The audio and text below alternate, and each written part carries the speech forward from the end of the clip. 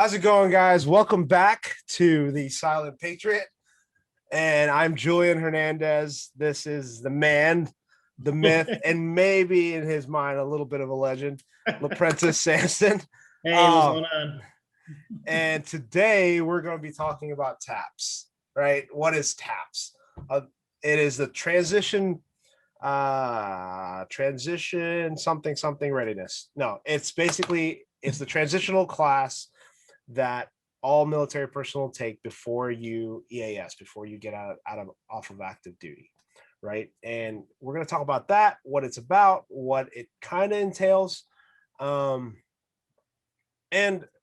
you're going to hear a little bit of our personal beliefs, at least mine anyway, about what TAPS really does for you, and then we're gonna get into some veterans in the workforce, veterans, your intangibles that you guys bring, that we all bring, and why why there's such a big push right now for everybody to hire veterans, and because we succeed. But anyways, so yeah, so TAPS, right? It's the transition readiness program, really is what it is. I am reading off a website, so it's okay. All right. Well, yeah, he's smart. I know. No, I'm not that smart. No. Um, I EAS'd, got off active duty August 14th, 2011. It was funny, it was a Sunday. You can actually get out on the weekend. Technically, well, I got out the Friday. I signed my papers, got, checked out of everything. But my technical EAS day was the 14th, which was a Sunday. But because it was a Sunday, I got all my signatures, so I left like 2 days early. I got to check out 2 days early. But so off of the Marine Corps Community Services website, the TAPS implements a comprehensive transition and employment assistance program for Marines and their families. Wow. The program emphasizes proactive approach that will enable them to formulate effective post-transition employment, education, and entrepreneurial goals. I cannot talk. There's 3 pillars: transition readiness seminar, Marine for Life Cycle Services, and career services and advising.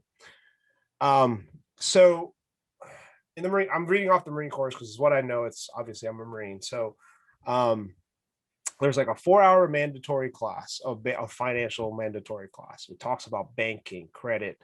Really for us, it was like USAA and Navy Fed. That's all they talked about for the most part.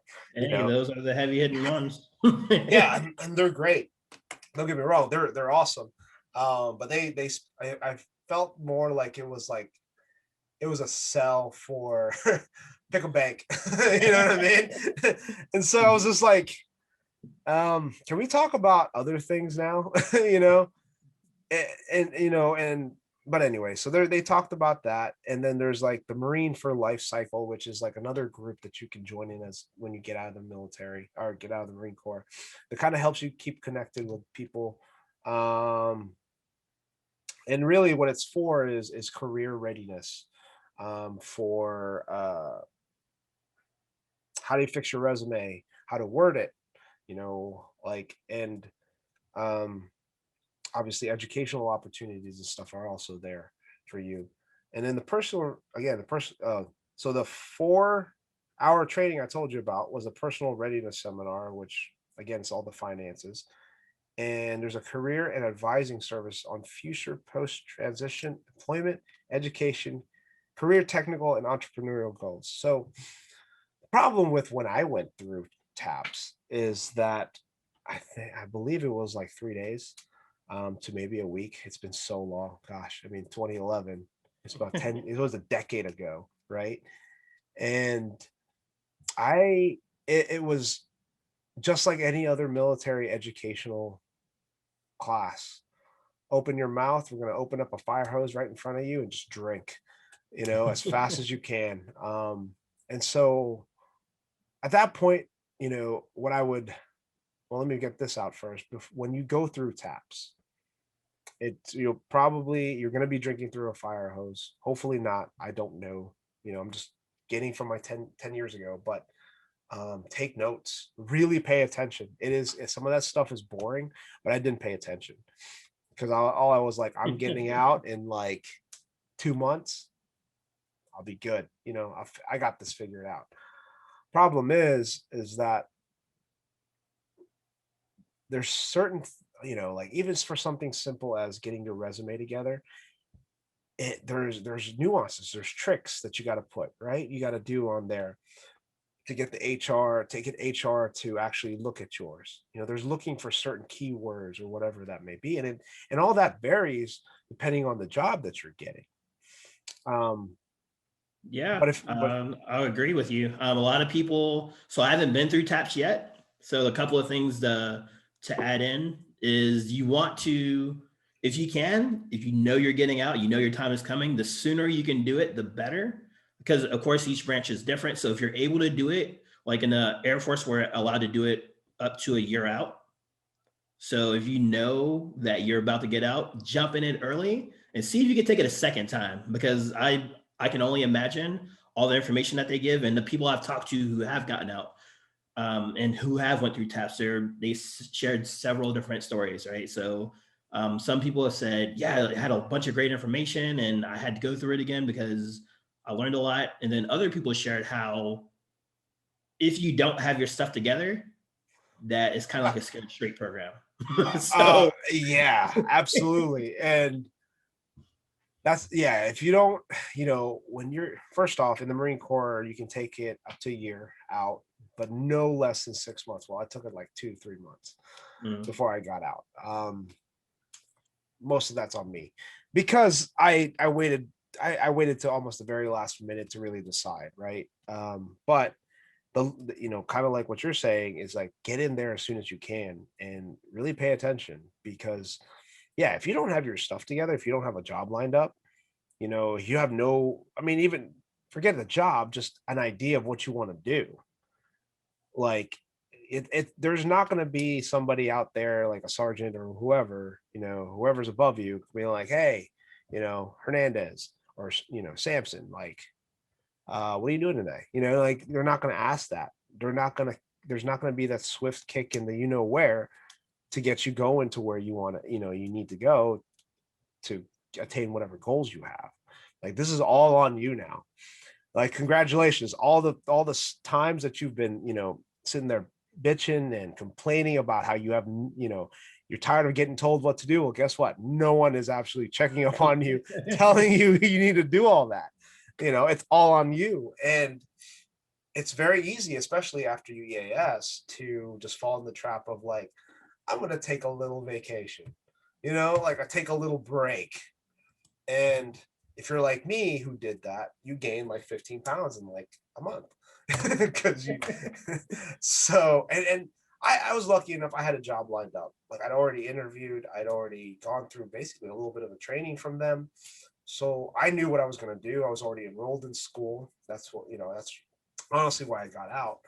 So I literally EAS'd, and about a month later, it was like 3 weeks to a month later, I was in school. I was already starting my new job. So, and I had enough. awesome. Yeah, well, it was just a part-time job, right? Like driving buses, but it was something because I knew I was going to school. Mm-hmm. What I didn't, well, with TAPS, like I think I told you this before, but honestly, the biggest thing I remembered from there is Navy Fed, USAA, and how to tie a tie properly. That's good. I'm gonna need that class in because I haven't tied a tie in a while. It's been a little while. Oh, it ain't that hard. If I could do it. And it was just, a lot of it was because I didn't pay attention. But I guess what I'm trying to say is that all the things that they do tell you there is that, you, again, pay attention and ask questions, ask a ton of questions, and go there knowing what kind of having a plan for what you do when you AEAS is very important. Are you going to start a job? Like, are you going to go back to corporate America? or are you going to start a business? Or if you're retiring, like, what's your plan? Like, are you staying in the area? Like all these questions. That's the nice thing about the Marine Corps, or like even any branch of the military, is that you live in this little bubble.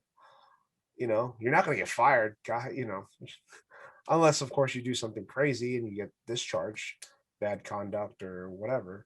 Um, but for the most part, as long as everybody knows in the military, as long as you keep you do your job, do the right thing, you're going to be fine. And well, after that, it's if you don't do a good job, they'll fire you. If you don't have a like if you don't have a plan, no one's there. You don't have a safety net anymore. I mean, I know so many servicemen and women, where they had their sergeant or staff sergeant or whatever it was above them was their safety net. You know, you don't have that anymore. It's unemployment now, and you know how long that takes to get. So um, I guess what you can all take from this is really what I'm saying is what you can take from all of this is really just pay attention and soak it all in. But it's if you don't have a plan going into it,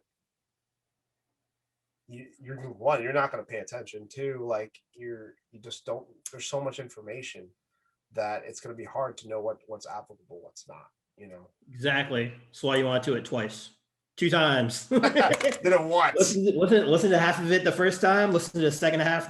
No, don't do that. But I do strongly, just from everyone else that I've met that has went through it, has been out, do it twice. Take notes on everything, and then that second time, if you follow and pay attention the first time, and you're like, all right, cool, I got to create a resume, and I got to learn how to tie and all that stuff. Learn how to do, once you're done with TAPS, start doing those things, get in touch with people who are about to get out and who know how to do a resume, and you can start building those resources. And then go back to see, kind of treat it like a test. Like, hey, all right, go through it again. Guess what? Oh, they're talking about resumes? Oh, I have this one. Can you look at this and let me know how it is? And then you're getting their feedback, their input. And then you're gonna sound like one of the cool kids, or maybe one of the nerds. I don't know. But either way, you're better prepared for when you get out. So that's what I recommend. And I haven't even done it yet. For me, it's coming up here in the next few months, and I'm going to take my own advice. Don't do it. Just kidding. Don't get out. Don't get out. No, just kidding. It's crazy out there, man. It's crazy. No, exactly. I mean, you hit the nail on the head, and like it's funny because I remember so going through TAPS, they're talking about tie to tie, and like they pulled some guy out from the crowd of all sitting there. So we're all like dressed up, right? Like the second day, like me and another guy were getting out, and I'm like, we both decided we were going to dress up that day. So suit, tie, everything, whole get up, right? So they pulled it, and then they pulled this other guy out from there. And this dude, they were like, the guy was like, okay, so you see how he picked this color and this color, this is dominance, this is, confidence. And I'm like, what in the heck are we talking about right now? Like can we go back to resumes? Because at the time I didn't even have a resume. I didn't even know how do you even start it? And then like it's a quick Google search, and I understand all that, but see, the Google search gives you the format. They don't care about the format. They care about like what's in it, and how to appropriately translate from, like I used to fit, I was an avionics technician sitting there trying to say aircraft electrician, troubleshooting, like trying to get all those keywords, like NCO, most people in the civilian world, especially HR, doesn't know what the heck that is. Supervisor, they understand, or foreman, which is, that's it. It's basically what it translates to. Like taking the time out to just change that word gives you a better chance. You know what I mean? Yeah. That reminds me of basic training, like actually applying for your job, for your MLS or for your AFSC. Like when you first read that description, you're like, wait, what does this mean? Like, what am I doing? And then you find out, you're like, oh, okay, all right. Well, why did they say it like that? And you're going to do the same thing heading out. You Yep. gotta, You got to reverse engineer it. yeah, reverse that stuff. And sometimes it's harder, right? It's like it's way harder to reverse engineer it, because you're like, what do you mean you don't know what? I don't know. Like, what do you mean you don't know what a load master is? Like, what the heck's wrong with you? And you look at them and they're looking at you with the same like deer in the headlights look, and you're like, well, crap, I'm screwed. You know, loads like, yeah, loads of laundry, like what? Yeah, what do you do? And that's the thing, is that they don't understand that. Like avionics, they're like avionics. They're like, whoa. I'm like, electrician, electronics technician. They're like, I'm like, gotcha, bro. You know, and it's something as easy as that, really, honestly, what it is. So that's enough of taps, though, because I hate that subject. I hated that class. It was a couple of days off. I treated it as a couple of days off. You know, it was a wrong attitude to have, because I was so done. I was so done about with the Marine Corps at the time, and I fell into that trap of just, I don't care. I'm a Marine. I'm a veteran. Like, they hire veterans. Well, guess what? There's a big initiative to hire veterans, and there's a big initiative to hire personnel, military personnel, because we do bring intangibles, right? But the problem is that doesn't guarantee you a job. You know, for a lot of companies, yeah, it might put you at the top of the line, right? At the top of the food chain. But if somebody who's a civilian has more experience than you, from my personal experience, I was going to ask if you've seen this before. From my personal experience, especially if you've just gotten out, they've gone over to the other side, right? And that's the thing, is that the military doesn't give you all the experience. So like, I'm an electronics technician. I was an avionics guy in the Marine Corps. I'm working on V-22s. So I changed my resume to electronics technician.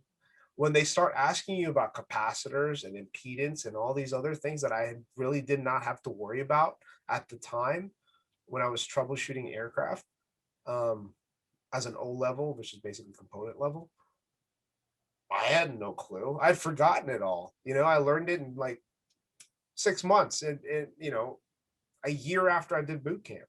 Like, so it was like 4 years ago. Like, I don't do it every day. You just forget. So just because it gets you to the top, you need more, right? You need to actually have that basic knowledge and stuff. So, which is really discouraging.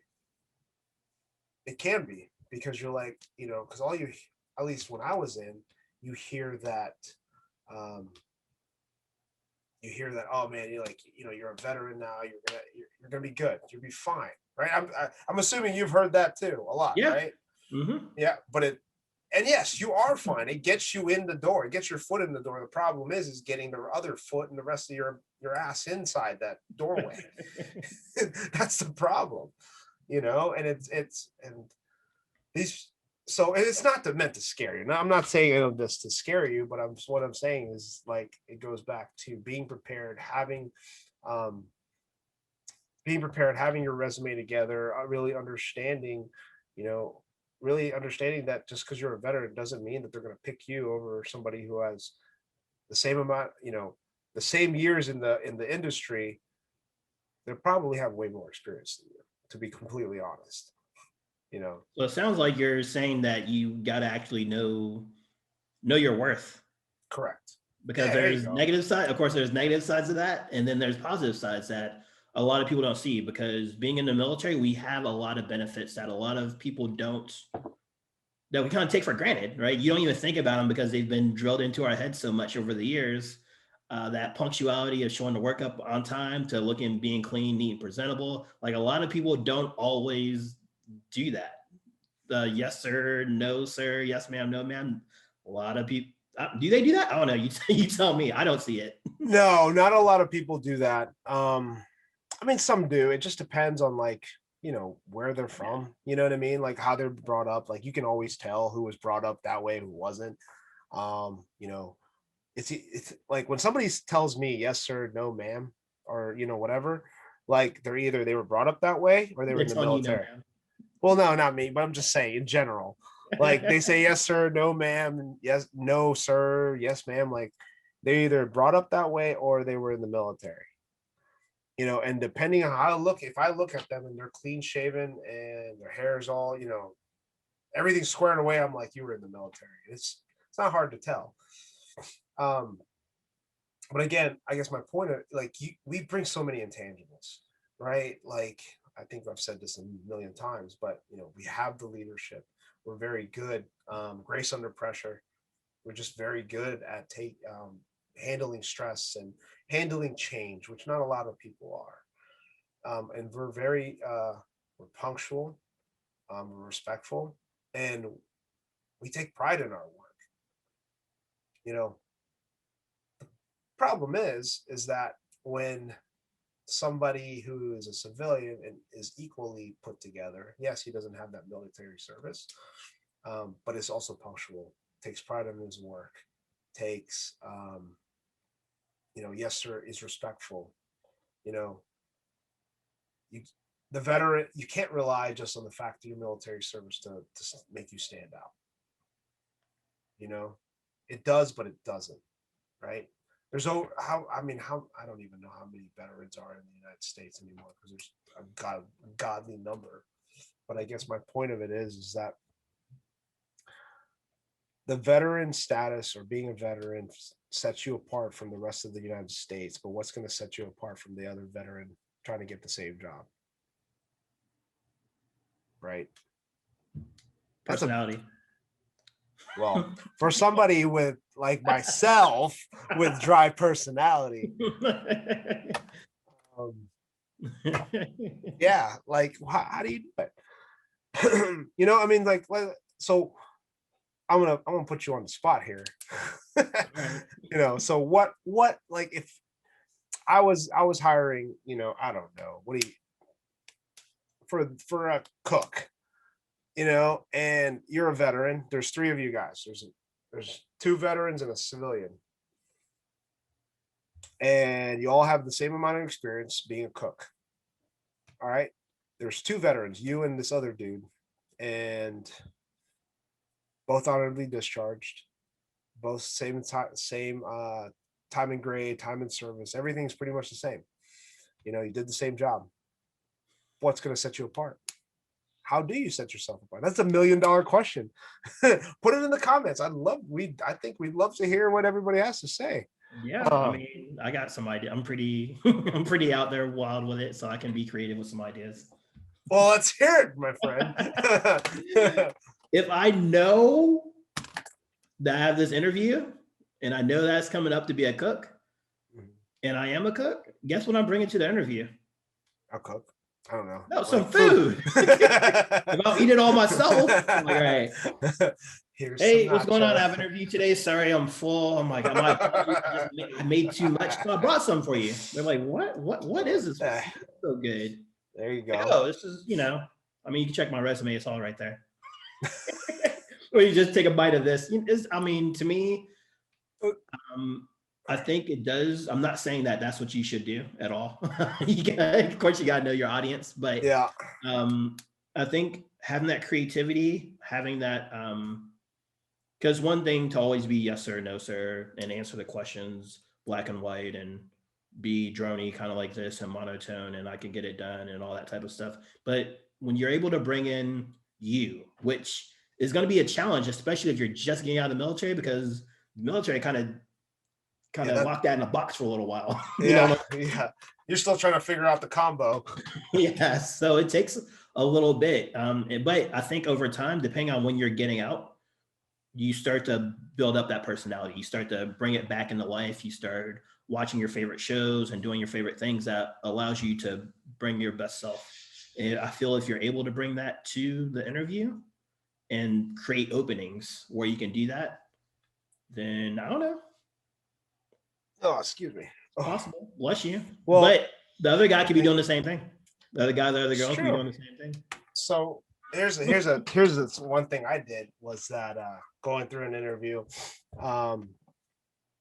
So this goes along with know your audience, right? Like you know when they first come in, you're sitting down and they all, you know, whether they're already sitting and you come in or the other way around, whatever it may be.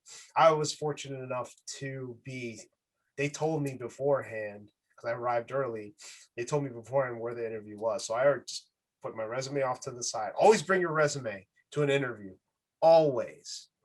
And if you have a notebook, take some notes. It's okay. And always have a question.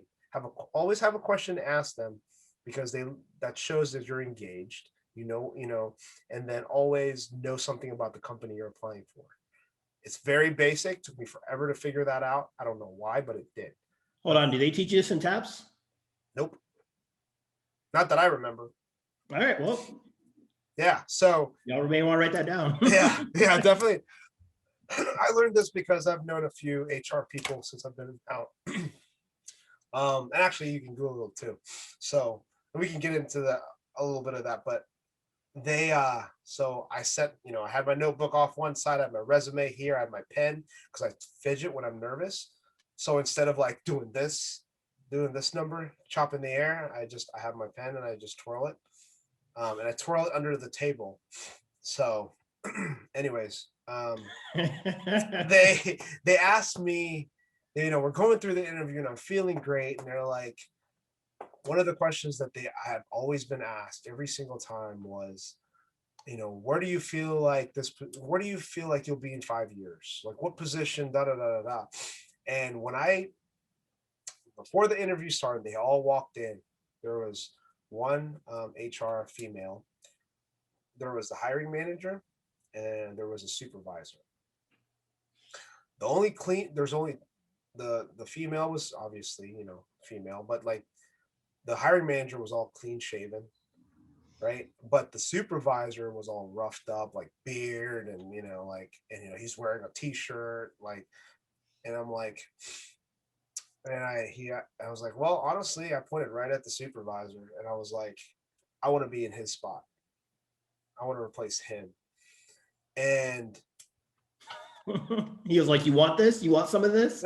well, No. he basically gave me this look of like you know, like I want to whoop your ass right now. At least that's what I looked.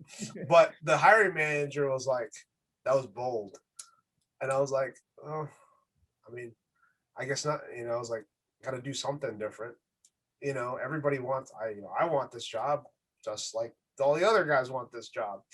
You know, I want to be a supervisor, and I did, because here's another thing: when you leave the service, unless you're an officer, and even when you're an officer, you're going to start at the bottom, all the way back down to the bottom, and you got to build your way back up.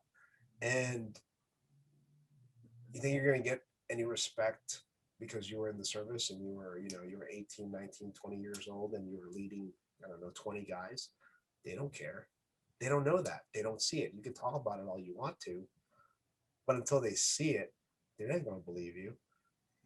So you basically got to prove yourself all over again.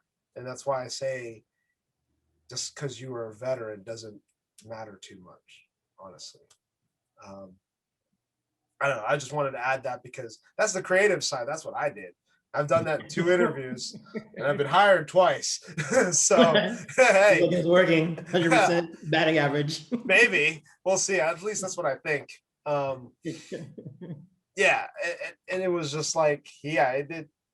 You got to be able to do something to set yourself apart, you know, because you have so much to offer. Because some of these people, you know, didn't become leaders or didn't supervise anybody till they were like in their 30s, you know, or older. Or if not, they, you know, at 19, 20, you're probably an E3, E4, give or take, somewhere in that range.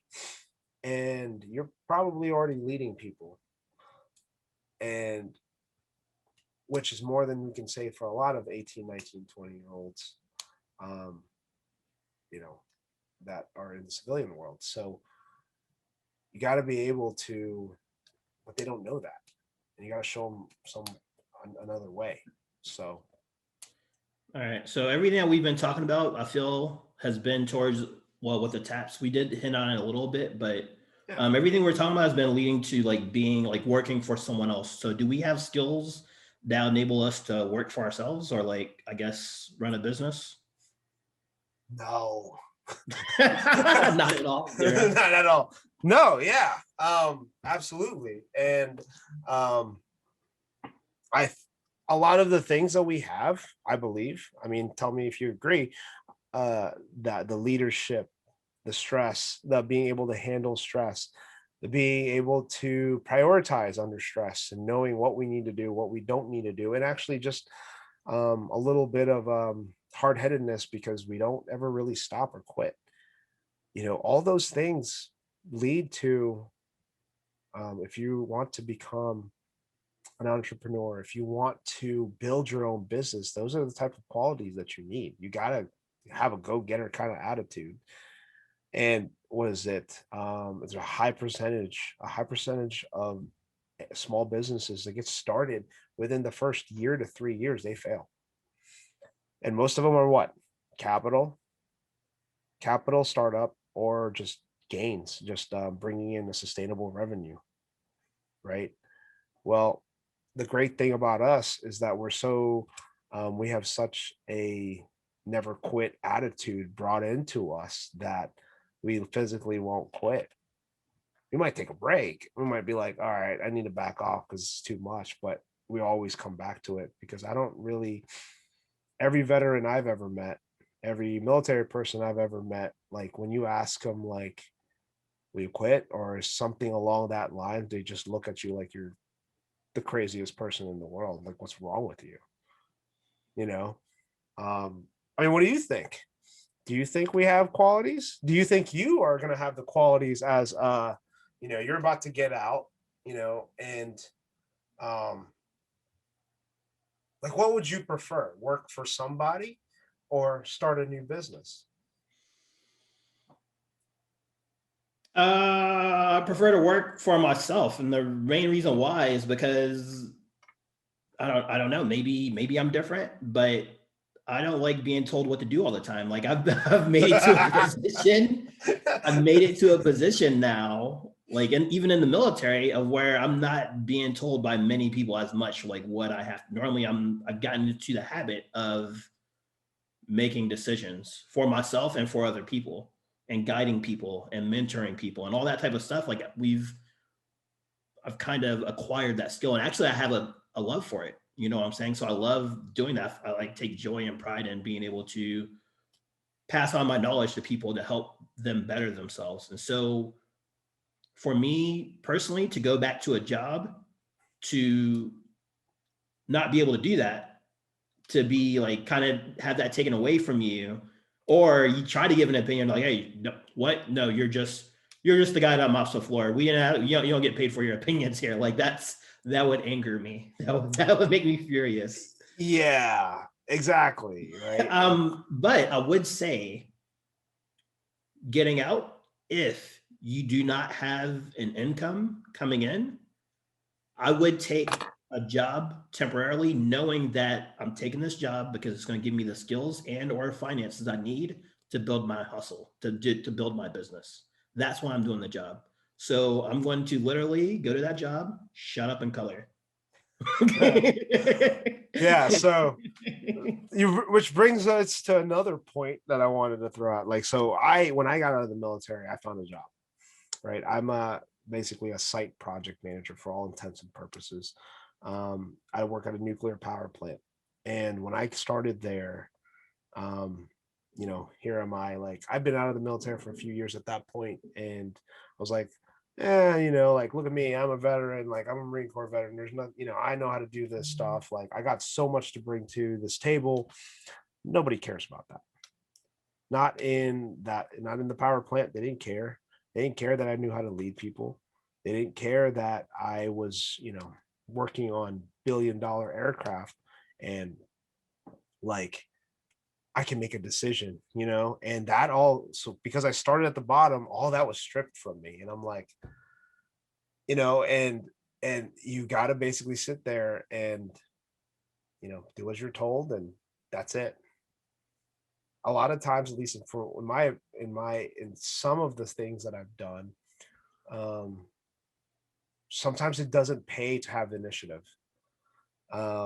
Where we would be like, oh, we need to go, I don't know, get that aircraft ready to go up. It's going to fly in like 2 hours, right? So you have what you got to do. You got to get it fueled, you got to get it towed, make sure, get it checked or whatever.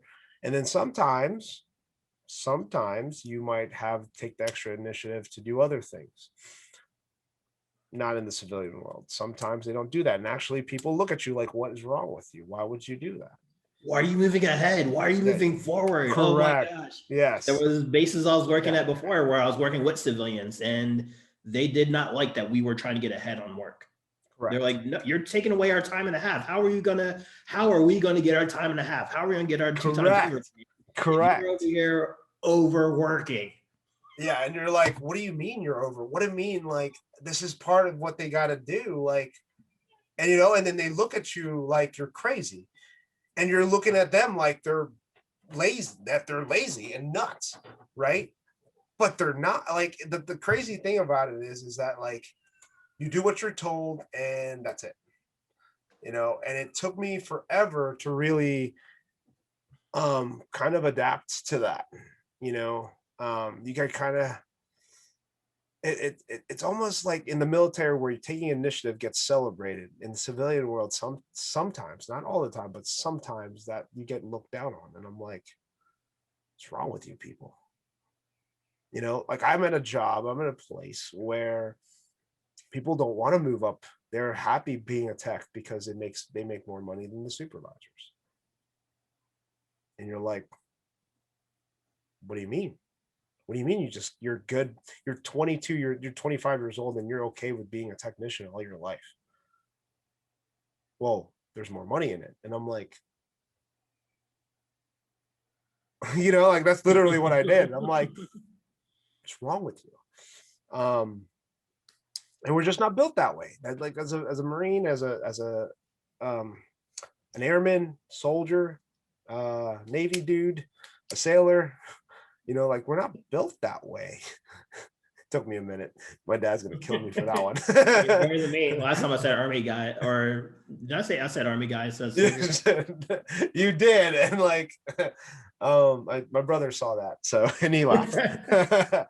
But yeah, and like, that's the thing about going back to the whole business thing, is that, like, you need that drive. You need a drive.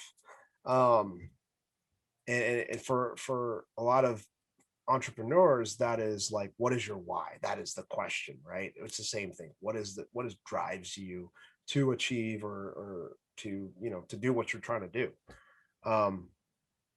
For us, here's the thing too. When you get out, unless you're in law enforcement or medical, like, if you go into a regular business type company, forget about the whole thing about, like, having a big purpose.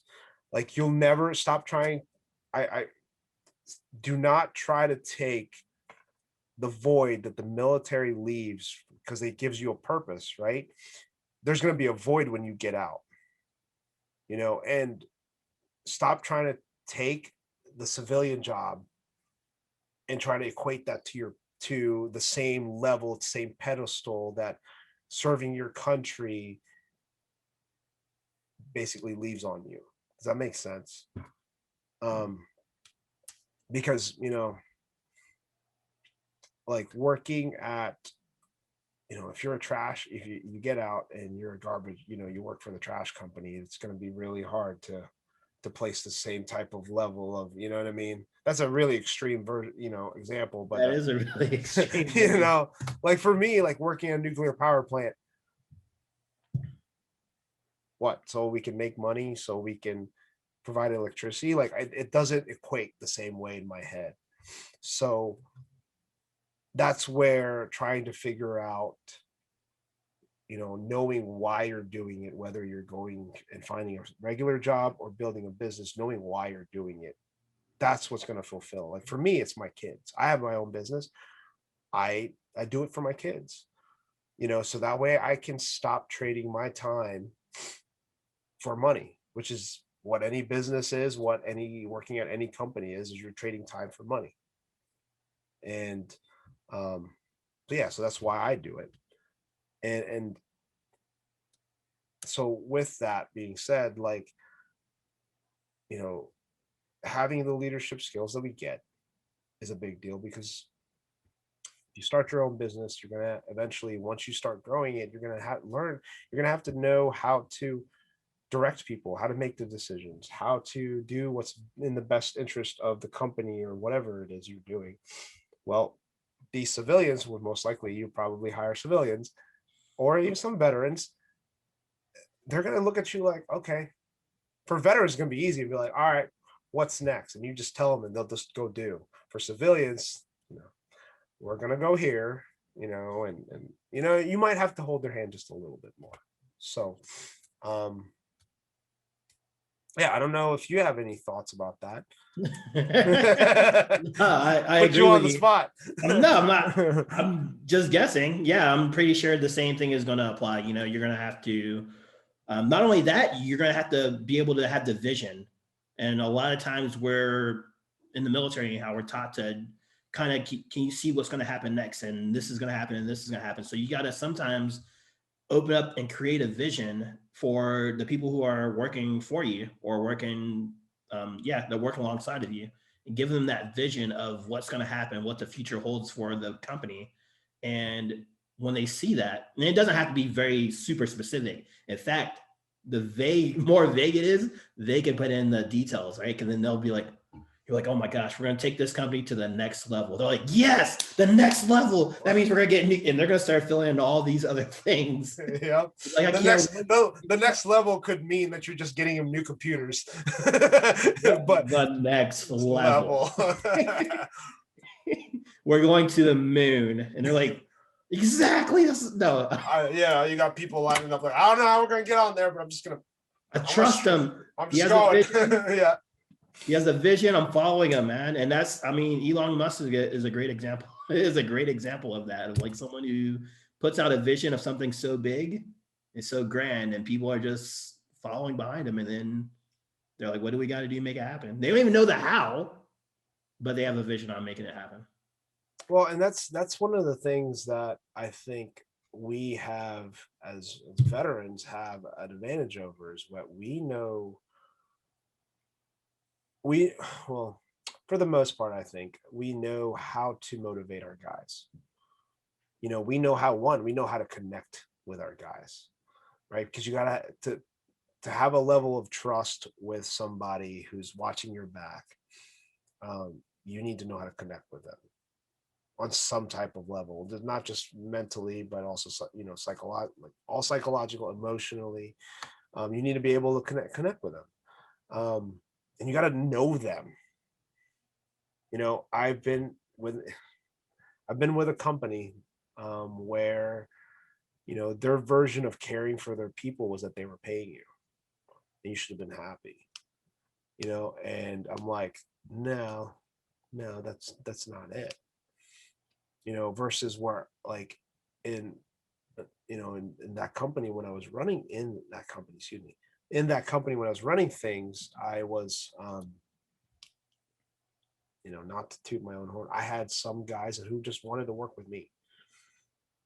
But that's because I wouldn't go there and just, basically stand there and babysit them and just, be up their ass. I would actually want to know, like, hey, what do you do for fun? Like, how old are you? Like, oh man, that's cool. Like, how's your daughter doing? Like, we, as a veteran, as a military, like, we tend to naturally do those things because we get invested in our people. A lot of civilians, especially when you get a civilian boss, they don't care. They want to know, are you doing your job? And are you here on time? And are you doing your job? That's it. When we can build that in a business or in a corporate setting, you'll find, at least from what I've seen, you'll find that people tend to want to work with you. People tend to gravitate to you. Because it's sad to say, I think it's very rare nowadays. Yeah, and that's the difference between managers and leaders. Yep, I read that book too. Read that book. So yeah, I mean, I don't know. Is there anything else you want to say? Because I'm pretty much just blabbed out here. No, I think everything is pretty good. So we did, just to recap on everything, we talked about pretty much the skills that we have, whether we're in taps, whether we're about to go through taps, we're going to learn the different things to acquire, things that we need to acquire for being outside, for those of you who are still in, right?